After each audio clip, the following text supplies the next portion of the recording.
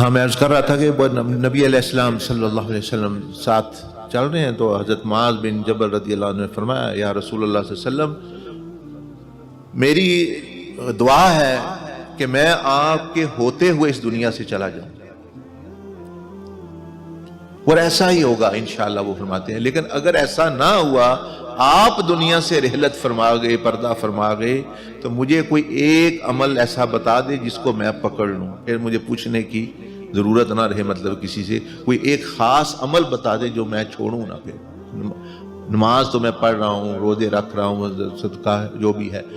لیکن ایک عمل بتا دیں میں ڈٹ جاؤں تاکہ آپ کے بعد جو ہے وہ کامیابی مجھے حاصل ہو۔ رسول اللہ صلی اللہ علیہ وسلم خاموش رہے، آپ علیہ السلام خاموش ہو گئے، تو آپ نے فرمایا آپ کے بعد ہم کون سا عمل کریں؟ جب حضور علیہ السلام خاموش ہوئے تو انہوں نے سمجھا کہ شاید نبی علیہ السلام چاہتے ہیں کہ میں بولوں،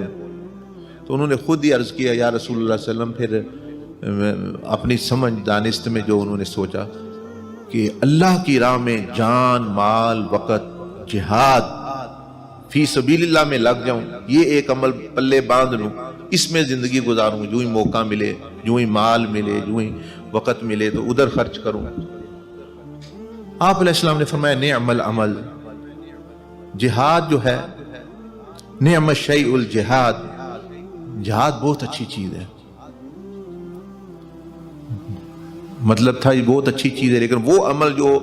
سوال کیا فرمایا وہ نہیں، اگر تم پوچھ رہے ہو تو ایک عمل پہ ڈٹ جاؤ۔ پھر وہ فرماتے ہیں میں نے عرض کی کہ فالصیام، روزوں پر پابندی کروں، والصدقہ، صدقات دوں، صدقہ خیرات کروں، لوگوں کی خدمت کروں۔ فرمایا نعم الشیء، بہت اچھی چیزیں ہیں یہ، لیکن وہ نہیں۔ فذکر معاذ کل خیر یعملہ ابن آدم، حضرت معاذ نے پھر جہاد کا جیسے ذکر کیا، صدقہ فرمایا دوں، ذکر ہوں، تلاوت قرآن کروں، راتوں کو تہجد پڑھوں، غریبوں کی خدمت کروں، عمرے کروں، حج کروں، جو نیکی کا کام آدم کی اولاد کر سکتی ہے وہ سب کا ذکر انہوں نے کیا، موٹی موٹی چیز۔ آپ علیہ السلام فرمایا نہیں یہ نہیں عمل، جو یہ فرمایا اور بھی ہے، وہ خاموش ہو گئے۔ پھر آپ علیہ السلام نے فرمایا کہ جب وہ خاموش، انہوں نے فرمایا کہ اللہ اس کا رسول ہی بہتر جانتا، میں میرے ماں باپ آپ پر قربان، وہ کون سا عمل ہے جو لوگوں کے لیے بہترین صورت میں موجود ہے؟ رسول اللہ صلی اللہ علیہ وسلم نے اپنے منہ مبارک کی طرف اشارہ کیا، فرمایا کہ بھلائی کے علاوہ ہر بات سے خاموشی اختیار کرو۔ اس ایک عمل پگلے بعد میں دنیا میں پردہ کر جاؤں دنیا سے، تمہیں یہ یاد رہنا چاہیے، نماز روزہ وہ بھی ٹھیک ہے، باتیں ہیں، لیکن یہ زبان کو سنبھال لو، خاموش رکھو، خیر میں کھلے، بند رہے ورنہ۔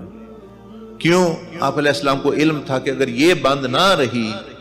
نماز روزے حج زکوٰۃ جتنے یہ پڑھتے وہ سارے عمل ضائع ہو جائیں۔